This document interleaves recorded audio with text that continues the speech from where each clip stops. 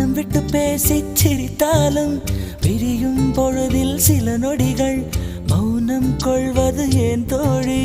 புரிதலில் காதல் இல்லையடி, பிரிதலை காதலை சொல்லுமடி. காதல் காதல்தான், நட்பு நட்புதான், நட்பின் வழியிலே காதல் வளருமே.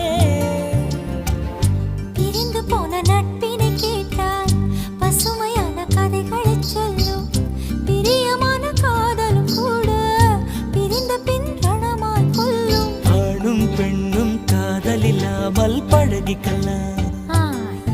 அது ஆயுள் முழுதும் கலங்கப்படாமல் பார்த்துக்கலாம்.